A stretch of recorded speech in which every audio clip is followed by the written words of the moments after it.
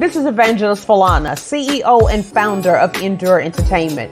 I wanted to loop you in on some things. We now have 3 shows on the Endure Entertainment Television Network: Bonafide Talk, Love Them or Leave Them, Ask Miss Fee, and our newest kingdom building partner, Prophetess T. Freeman, with her amazing show, I Got Favor, with Prophetess T. Freeman. Family, we have 2 more shows in the works, so I'm going to need you to start downloading a lot of apps. Our shows are syndicated on all of the podcast directories that you see on the screen.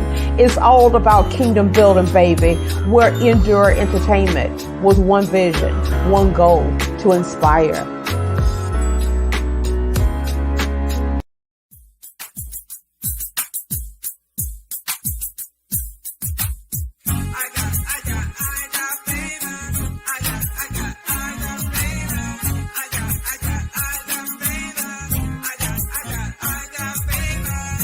Welcome to I Got Favor, where it's your time to shine, with your host, Prophetess T. Hey, everybody. Good morning, good evening, good afternoon, wherever you are. I want to thank you for tuning in to I've Got Favor, where it's your time to shine, with me, your host, Prophetess T. Before we get into it, I want to give shout outs to our sponsor for I've Got Favor. We've got Underground T-shirts, which is the company that creates all the different little sayings and things, creative ideas or whatever that I come into, and they put them on my shirt. They do a lot of things. If you look in the banner, you'll see how you can get a hold of them. Make sure you follow them on Facebook. And I do believe they're also on Instagram as well. That's Underground T-shirts. And then my other sponsor is the Clean Queen, which we had the CEO of the Clean Queen on here talking about being a survivor of breast cancer. She's an amazing young lady, Dominique Hampler. She is also on Facebook. Make sure you follow her. And once again, in the banner, you can find her contact information. And last but not least, we have Digital Custom PCs, who also did the upgrades to our computer systems for our other ministry, Highly Favored Productions. They do an amazing job. He builds to suit. So whatever you're looking for in your computer needs, hit up Nick Walker, the owner of Digital Custom PCs. His contact information also is in the banner. So, family, we're going to wrap up this month. We've been dealing with facing our mental issues so that we can have healthy relationships. And all that we've experienced and been going through and talking about when we deal with illness, we have to get to a point where we come to forgiveness. That means letting go of something,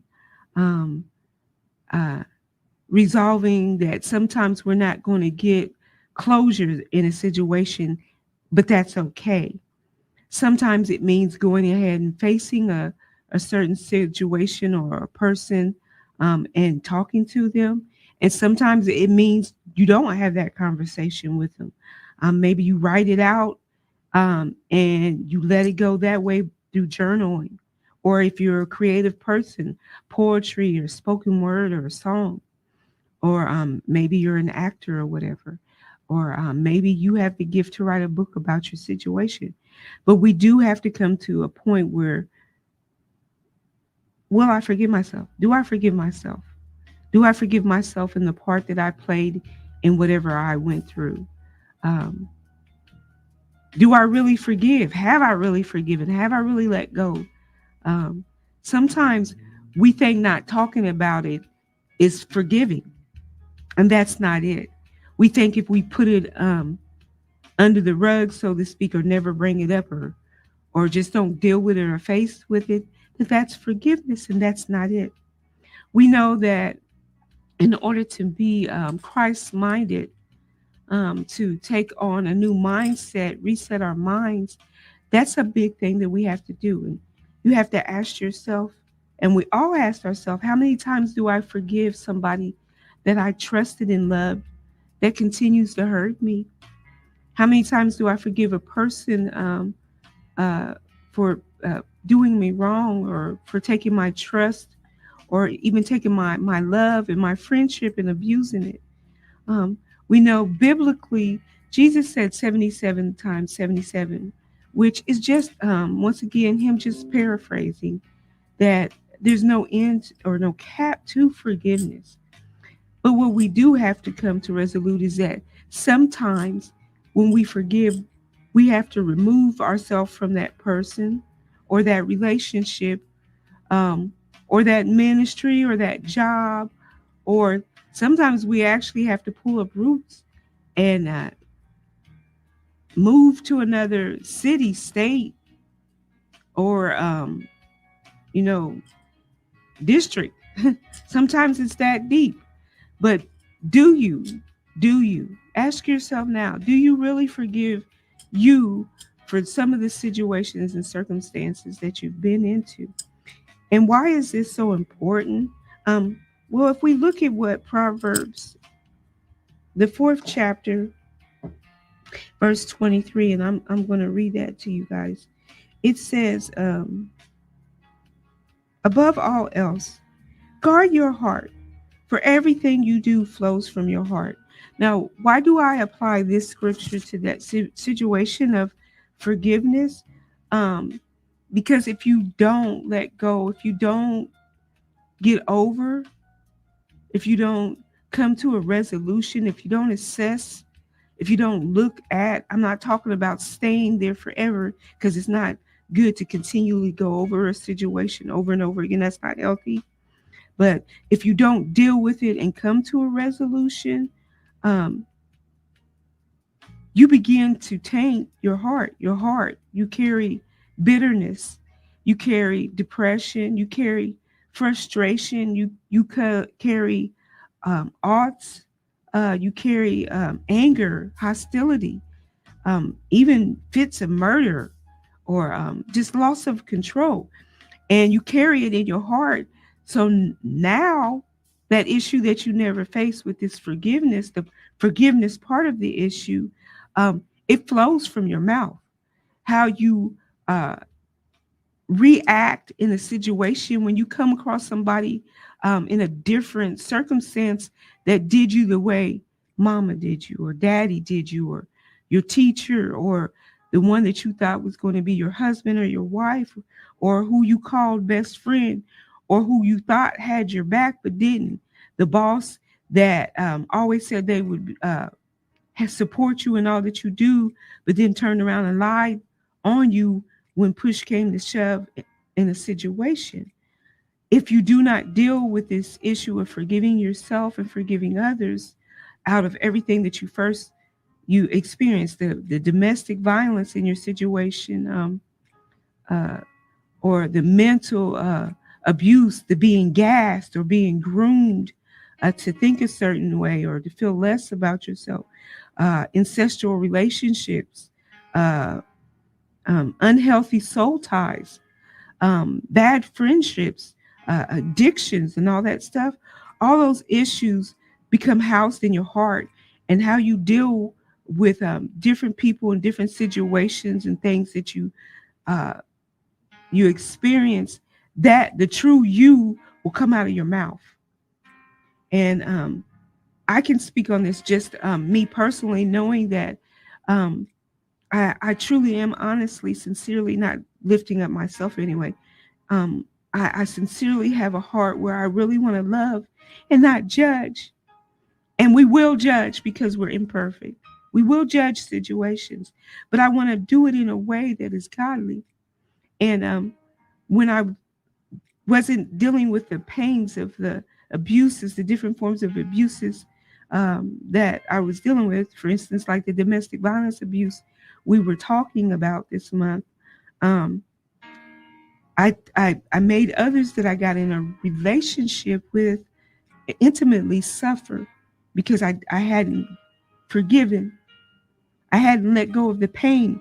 I was owning and carrying the pain as if it was something so precious, instead of something that was tainted and was not healthy to me. And can I tell you, those issues can begin to attack your body physically. You find yourself always sick with migraines, sinus infections, It can even cause or bring on. And I'm not saying that's always the case. I'm stating that these can start to eat at things in your body to bring on diabetes, high blood pressure, obesity, cancer, kidney stones, gallbladder issues, stomach issues, Crohn's, those things. If you look and you do the studies on some of these diseases, a lot of stress is what grows and festers those diseases. So I'm asking you again today, do you and have you really forgiven yourself in some of the things that you have experienced? Because it takes two, no matter what.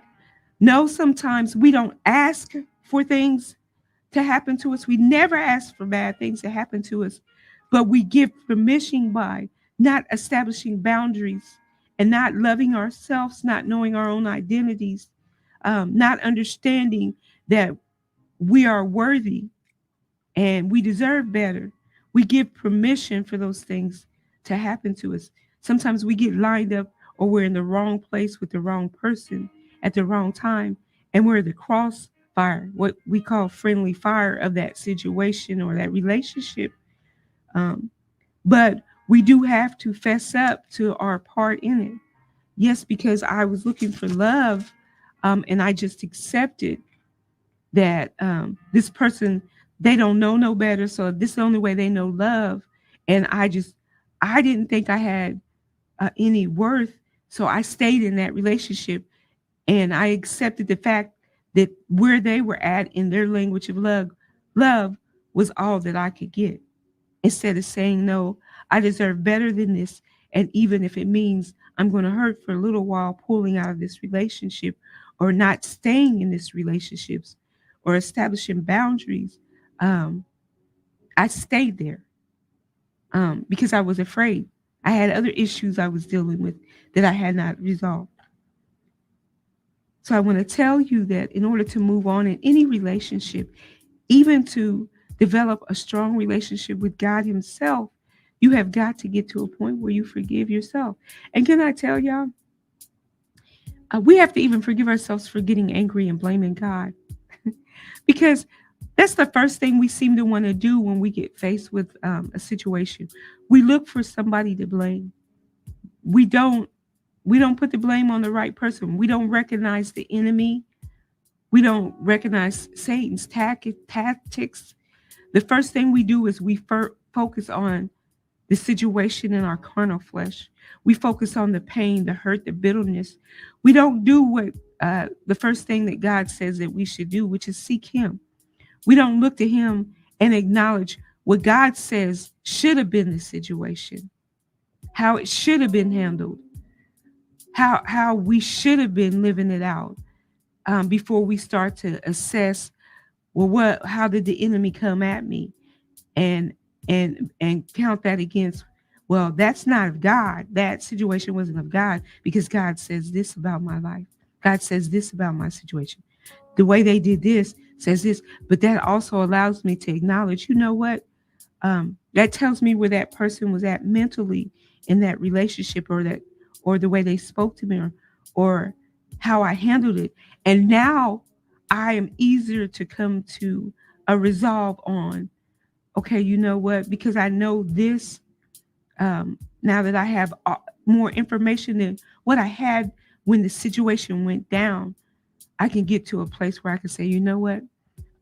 I don't even have to talk to them about this. I just need to forgive them for their ignorance in the situation, for they knew not what they do. Or I come to the resolution that, you know what?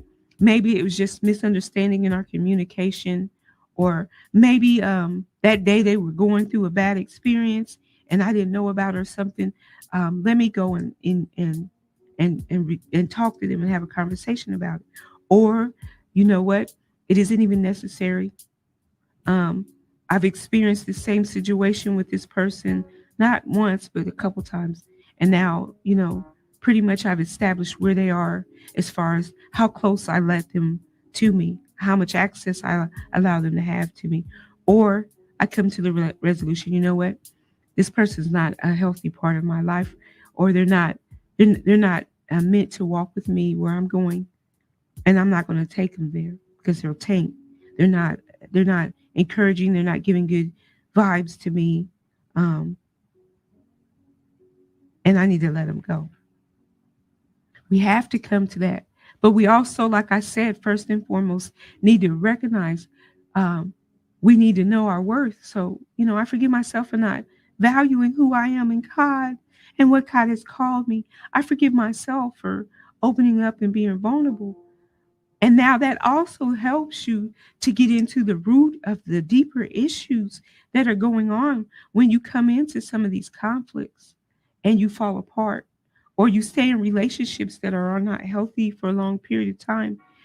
Or and also recognizing that sometimes when you come out of a relationship, especially if you're a person who's divorced or you've been engaged or you're dating, um, you have dated somebody for a long period of time or lived with somebody, which is not morally right with God unless you're married. Amen. But if you're in those situations, my suggestion, wisdom, just sometimes I think we need to kick in common sense is I shouldn't be getting into another relationship no time soon quickly till I deal with all the issues that I had when that relationship fell apart. Because like I said, it takes two. It's not just more one person's fault than the other. We all played a part in it. We all were there. We all were living it out. So we need to deal with that. I see so many women with a need to be loved and men with a need to be loved and held and to feel validated by being involved in a relationship. And I watched them just blow up. I watched them continue to have trust issues. Where we're searching cell phones, we're searching emails. We're always worrying about who's doing what when they're not around you. We're always calling and trying to follow everybody's footsteps. Why did you take so long? Or who's texting you? Why is your phone locked and I can't have access? When you have these kind of issues, there's trust issues going on. And you need to come to resolution for why you didn't trust. If you've dealt with somebody who has given you reason to do that, you actually need to deal with those issues. Because you know what? When you get into the next relationship, that you'll start looking once again for the enemy. You'll start looking for those signs. You'll notice those things. You won't be looking for God. And then first of all, you need to ask yourself, even before you get into relationships, God, is this something you want me to look into? Should I be in this relationship with this person? You need to look for everything of God in that person and test the spirit by the spirit. You need to actually know that they are truth. I mean, I would have hypothetical conversations with that person that challenges their faith walk to really know where they're at spiritually in their mindset. I would see how engaged they are at their church. How involved are they? I would want to hear conversations that people are talking about them, about how a good person they are and stuff. And I actually want to see if they live those things out. I would also want to see their family, how they interact with their family, how their family interacts with each other before I decided to invest a whole lot of energy in that relationship. But before you can even get to that point, you've got to get to the point where you've forgiven yourself. And I want to encourage you. I want to just talk about 12 possible things that we can do to help ourselves begin to forgive ourselves for our part in our relationships that may be faltered. First of all, we have to focus on our emotions. We need to acknowledge and process our emotions. Don't sequester them. Don't ignore it and just put it down. Some of us, we don't want to hurt. We don't want to cry. We don't want to feel. So we hold it in and we ignore it and walk away. We can't do that. That's not healthy. That's one of the things that I say when you do that, that's you storing up something broken and damaged in your heart. Acknowledge, give yourself permission to recognize and accept the feelings that have been triggered in you and welcome them and then deal with them. Because now, if you ever come across that situation and somebody triggers you, be it a pastor, be it your neighbor, the lady at the grocery store, your next relationship, or your children. If you don't deal with that emotional reaction or the emotions that come up when that situation comes at you, you're always going to mishandle it. You're always going to find yourself in a place where your reaction, your response to the situation is not going to be good. Your mouth is going to tell on you instead of acting on this situation in a healthy and a Christian manner. That's why it says be slow to speak and quick to listen, because you need to give yourself a moment to understand, am I getting irritated? Am I getting angry? Is my feelings hurt before I respond? The second thing we want to do is acknowledge the mistake out loud. If you make a mistake and you continue to struggle and letting it go, acknowledge it out loud and learn from the mistake. You know what? I should not have screamed at you. You know what? I was wrong for going off and doing this, knowing how you felt about that situation. I was wrong for just assuming that you would be okay with that without asking. I was wrong for exposing something about you without knowing really if that was something that you wanted me to share. I was wrong because I shared a secret that I didn't ask you about before I got in the group and started talking about it. I was wrong that I took something from you and misused it, your trust, your love, whatever. And then, like I said, let go, learn from that. Don't say you're wrong, you're sorry, and your actions not change. Don't say forgive me when I strike out at you and then turn around and do it again just because it's a different situation. Learn from that mistake. When you give voice to the thoughts that are going on in your head and your emotions in your heart, it's a way of freeing yourself from the burden of that thing. It truly is. You also imprint in your mind what you learned from your actions and your consequences as well. This is once again all playing a part in renewing your mind and getting a right spirit. And it's something, ladies and gentlemen, that's not going to feel good. This whole process, it's not going to feel good. I mean, you're going to have to dig back years sometimes on some of this forgiveness stuff. That's why we have to take time to set aside purposely to spend time with ourselves and God. Because we need to maybe at the end of your day, assess how your whole day went and everything that you got into. Or maybe when you walk away from an argument or something, give yourself a moment before you get back into it. Even husbands and wives, when it says don't go to bed angry, it doesn't mean that you continue the argument all night long. It means that at some point you might have to say, you know what, we're going to set this on the table tonight because our emotions are too high, but we're going to come back to it maybe first thing in the morning, but we're going to agree to set this here. And we're loving each other, but we're going to agree to that. And then you take a moment to assess the situation, to break it down, to see the other person's perspective, and forgive yourself for how you acted in the whole conversation that you weren't even able to come to resolution before you laid down. And then learn from that. And let's not continue to, like I say, don't talk it, change it. Let your actions speak louder than your word, because that's what we're going to judge you. Your mouth is going to tell if your heart has changed. Your mouth is truly going to tell on you. So let's get our mind reset. The third thing we want to do is think of each mistake as a learning experience. Don't beat yourself up about it. Don't continue to stay there and waddle in self-pity. Don't stay in that broken state, that broken mindset. Guess what? Jesus died to redeem you of those mistakes. So believe that you are forgiven. Maybe right away, the other person you're dealing with in the situation has not forgiven you, but forgive yourself and change your actions and how you handle them and give them space to come to that resolution as well. And forgive them if they don't let it go. If they can't get past that, once again, that tells you about really where they are in your relationship as a friend. as a loved one, whatever. Maybe it's that season with them is done, whatever. But forgive yourself and move on. Think about the mistake and learn from it. Think about, as like I said, that it's a learning experience, and it holds the key to you being able to move forward into another relationship, and this time establish a healthy mindset.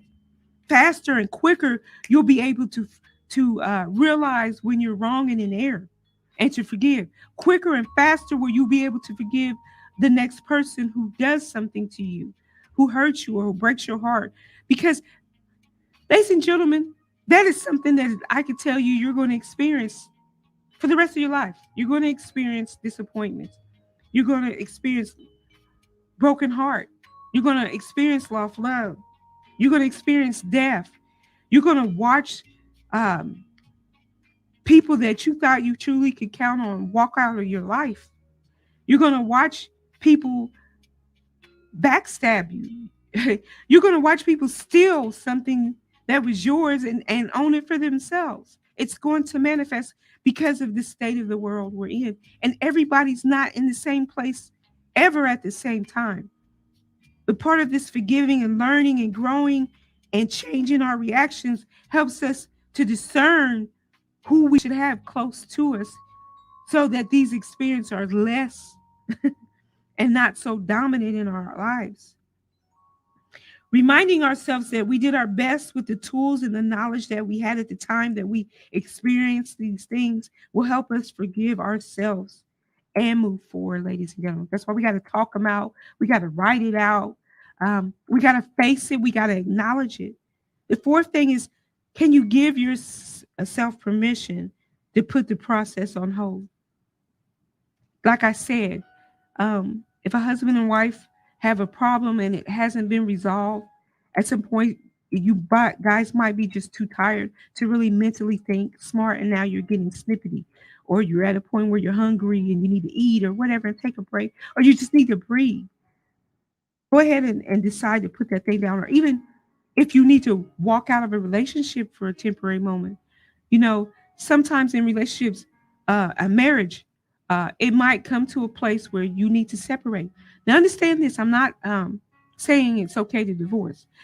Always, in all divorces, rather physical, mental abuse, uh, uh, adultery is involved, not being equally yoked, whatever. God hates a divorce.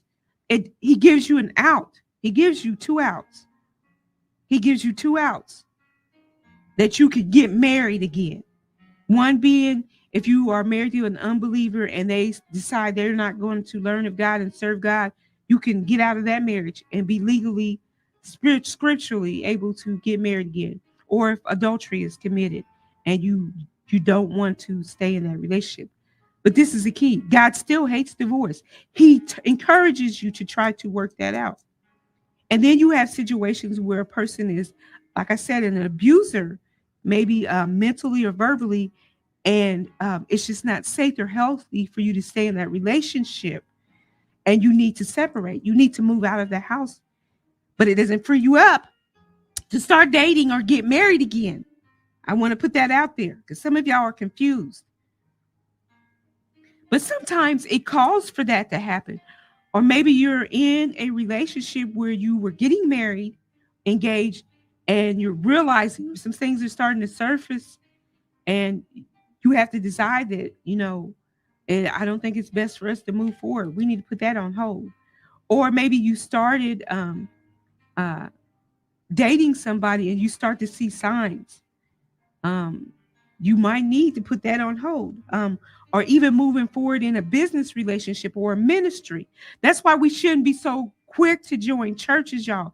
Just because you get a feel-good preacher, a preacher that's stroking your ego, and you need to talk to God about it. You're supposed to be in that house. That's why we got so many church jumpers, because y'all get y'all's feelings stroked and y'all get to be feeling good. And then when the preacher validates some spirit in you that they recognize and call out, you get your feelings hurt and you want to jump ship. Or some of you is just so rebellious, you don't care. You just want your ego stroked. You don't want to be told the truth about yourself. So you jump ship.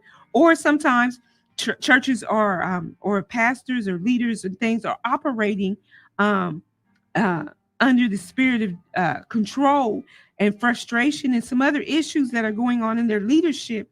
And unfortunately, they bleed on to the church, and you're affected by it because you move too quickly, because they found something in you they seen that they needed, and they swooned you and brought you into it. Make sure you sit down and you have these conversations. You have to deal with this forgiveness issue. You have to face these emotions. You have to talk out about uh, how you're learning from these mistakes and everything that you come across, so that you'll be able to see the warning signs before they manifest. You'll be able to discern in the spirit that these situations are coming up again. This same cycle is coming before me again. Now that I've learned and I recognize it and I see the signs, how will I react to it? Because that feeling's coming on me again. Will I respond the same way I did last time? Amen. So we have to look at that. This is going to help us to start to analyze and process things. Maybe sometime I need to step away and, like I said, just spend some time taking a break from thinking about the problem. If you make a mistake and you have a hard time putting it out of your mind, your thoughts, your feelings about the mistake, write it out and create a jar. Make yourself a jar or a bowl. I'm frustrated because my love life's not what I thought it should be. My finances, and throw it in that jar and set it aside. And I'll come back to thinking about it such and such a time of day, and do that. Let it go. The next thing you might want to try doing is having a conversation with your inner critic. And that's your inner person. Sometimes your worst enemy in forgiving and letting go and holding on to pain is your inner self, your inner me. So sometimes you need to, if you're a person that likes to write, and even if you aren't, honestly, journaling is the best thing to help you heal. It can help you understand your inner critic and develop a self compassion. One thing we can do is write out a conversation between you and your inner critic. This can help you identify thought patterns that you have, bring you to a place where you see you're sabotaging yourself in your own relationships, your ability to forgive yourself. You can see where you're sabotaging yourself in that. It's good to sit down and have conversations with yourself. And I encourage you, do that. If you also find yourself in a situation where you can't forgive, I would seek counseling, because there is always a deeper root than what's on the surface that you're dealing with. Quiet the negative message of your inner critic, to shut it off. Like I said, you have to cancel out everything that is not edifying and uplifting. That's not good. It's not whole truth. That is not truth. If you look at Philippians 4, I want to say verses 8 and 9, or it's either 7, 8, or 9, it says that you keep your mind stayed on these things. Anything of God is not negative. It's not going to tear you down and make you feel less than. So you got to cancel out those negative thoughts with a positive reinforcement. This is not what God says. God doesn't say I'm worthless. God doesn't say I'm stupid. God doesn't say that I'm a failure. God doesn't say I'm unlovable. You got to cancel those out. Shut that negative message off in your head. Get clear about what you want. You need to sit down and assess, what does your life look like out for you? Make a short-term plan and make a long-term plan. Set goals for yourself. And what does it look like? What would it take? Walk through that. We don't take the time. We live by flight. Whatever happens, I'll just go with the flow. You can't live by the seat of your pants and be successful. God gave strategic information when he told them how to build the temples, the places, the altars of worship. When he gave Noah the ark, he gave them every detail to that. And he has the same for you. He actually has given you every detail you need to live out a life that is prosperous and kingdom. But you got to take time to read the manual, the Bible. Amen. And you have to sit down and do the same with your life. You have to take time and develop a blueprint for your life and the steps and the process and the hypotheticals. If this happens, what will I do? Now, naturally, you're not going to be able to come to a conclusion on everything, but at least you can draw as close as possible to the things that you've got running through your mind at that time. And be okay with starting over if you have to, renewing and resetting your mind and restarting, coming up with a new directive. Um, Take your own advice. Whatever you would tell your friend in your situation that you're experiencing, whatever advice you would give your friend, go with your same advice. And prayerfully, it's good advice. It isn't something negative.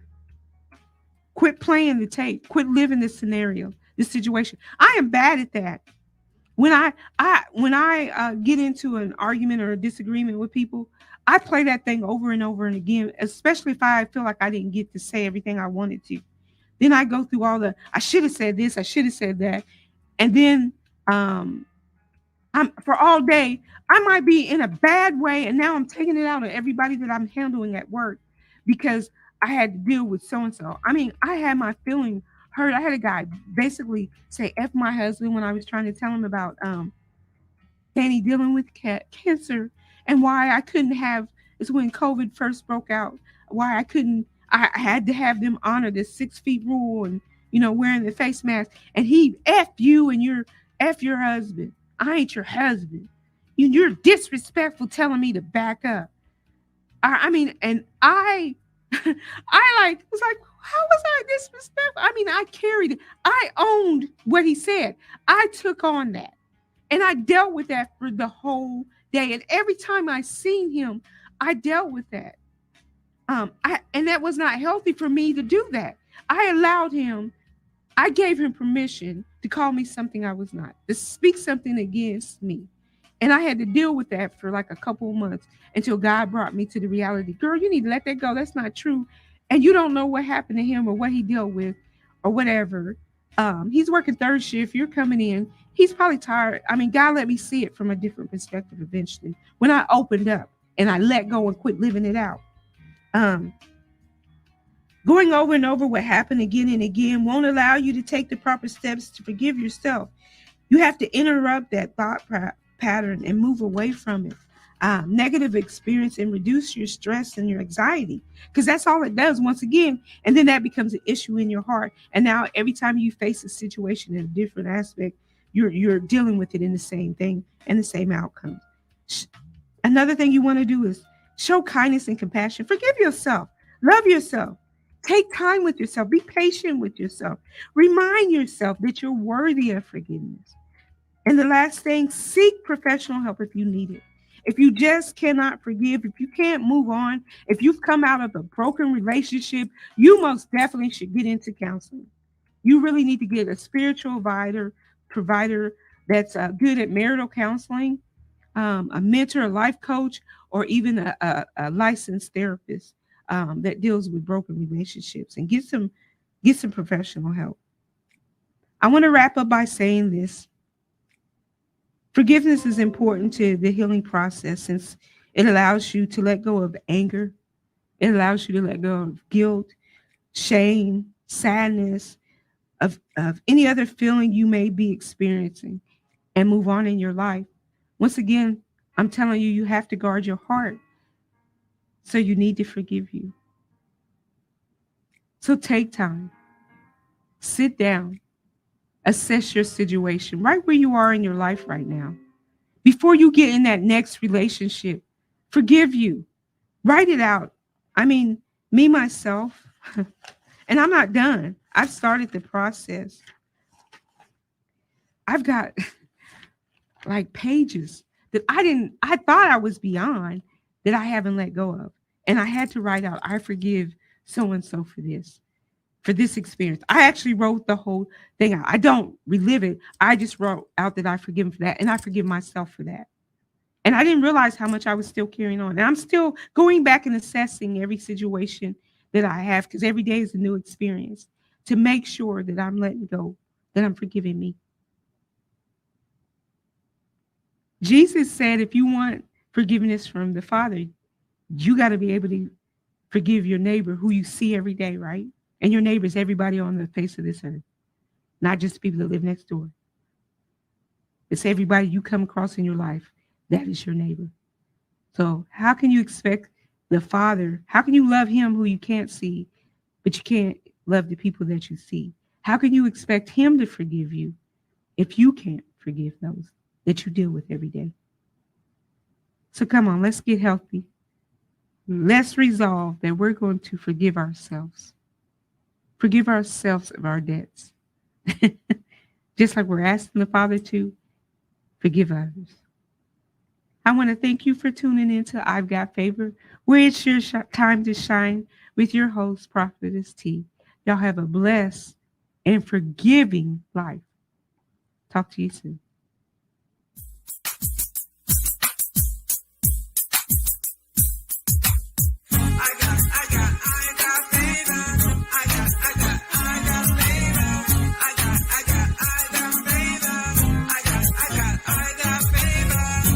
Thank you for tuning in to I Got Favor, where it's your time to shine with your host, Prophetess T.